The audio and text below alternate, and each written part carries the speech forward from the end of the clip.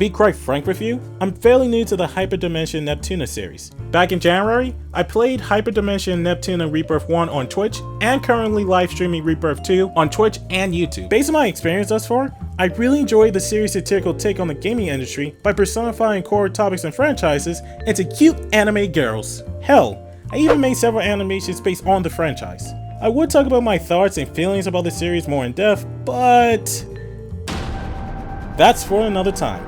So when Idea Factory gave me review codes for Hyperdevotion Noire, I felt really honored.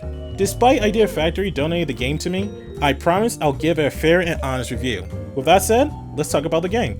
It was your ass that killed him. Hyperdevotion Noire is a turn-based strategy RPG where Noire from the Hyperdimension Neptuna games is the main character instead of Neptune. From my initial research for the game, it's often compared to strategy RPGs like Disgaea or Final Fantasy Tactics. However, I cannot verify this comparison since most of my experience involving strategy RPGs come from the Fire Emblem series. But the only Fire Emblem games I played were Awakening Fates, so I don't know anything about the genre. I told them the truth, so please, for the love of God, put down the gun. The story in Hyperdevotion Noire takes place in Game Market, where the four goddesses Neptune, Verd, Blanc, and Noire are fighting each other to control all of Game Market. After giving the other three goddesses a proper ass-kicking, Noire finds herself wishing to unite all of Game Market without fighting. Because of Noire's desire for world peace, she gets tricked by a witch named Ino and loses her powers. This causes a domino effect as the other three goddesses lose their powers and the generals. It's up to Noire, Blanc, Neptune, and Verd to not only find their scattered generals, but to find out how to fully restore their powers by hunting down the big-breasted golf lady? Okay, who wrote the script? Ran did, sir. Get the hell out of my apartment. Despite Hyperdevotion Noire being a spin-off of the main Neptuna games, it doesn't stray away from elements or tropes that makes a Neptuna game a Neptuna game. You fight the usual Neptuna enemies, all the goddesses transform into their HDD form albeit for a short amount of time, and the story is still lighthearted and goofy. Unlike the other Neptuna games, the game dives more into Noire's personality and character since she is the main character after all. While the story doesn't go into a full character study of Noire, I really enjoy seeing a different side of Noire other than her usual tsundere self. For example, I really enjoy Noire's interactions with her generals, who satirically represents various gaming franchises like Street Fighter, Dragon Quest, and even Metal Gear. Hell, I even enjoyed the extra DLC in which Asuka from the Sonic and Conqueror series joins your army.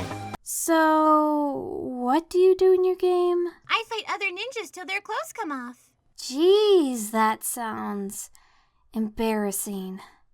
Aren't you glad we don't have to do something like that? Noire's character is further expanded upon with the inclusion of the player assuming the role as her secretary. By acting as Noire's secretary, you get to do various tasks such as remodeling the Basilicom and giving advice on what to do with certain requests.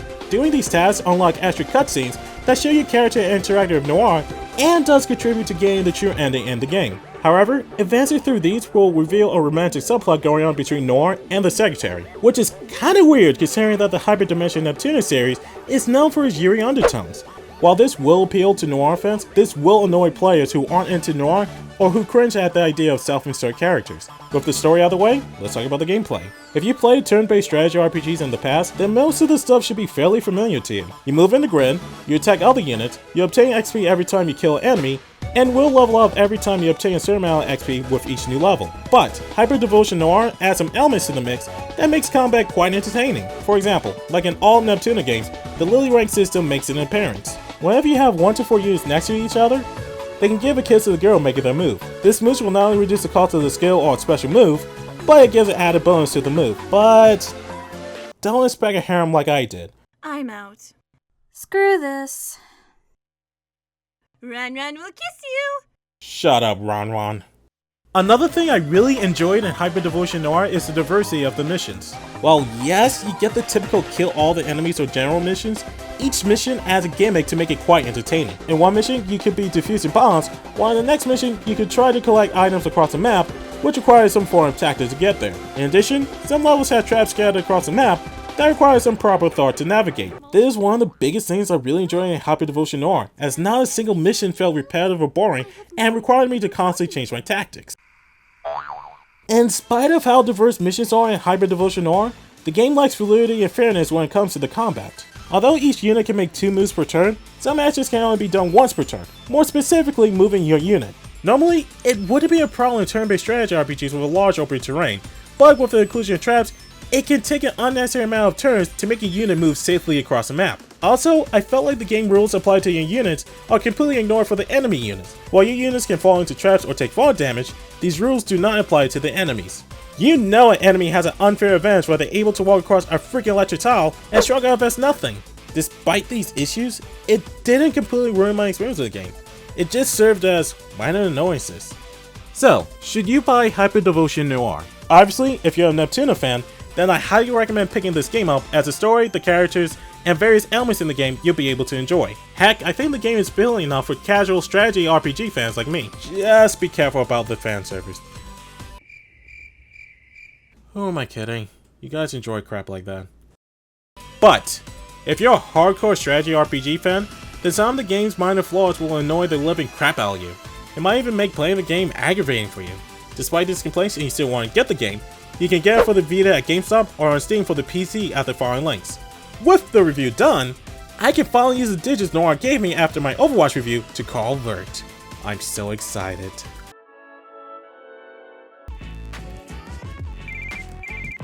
Run speaking. This day can't get any worse. Oh, it just did. Next review.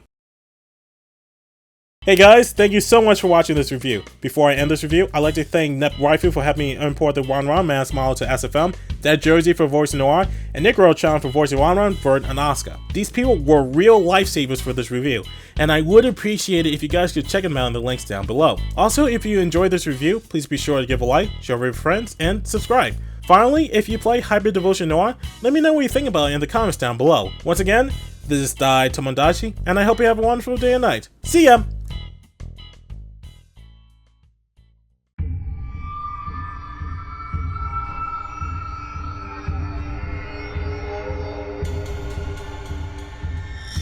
Hi, I'd like to reserve a two-way ticket to Philadelphia, Pennsylvania. This crap ends, Dai.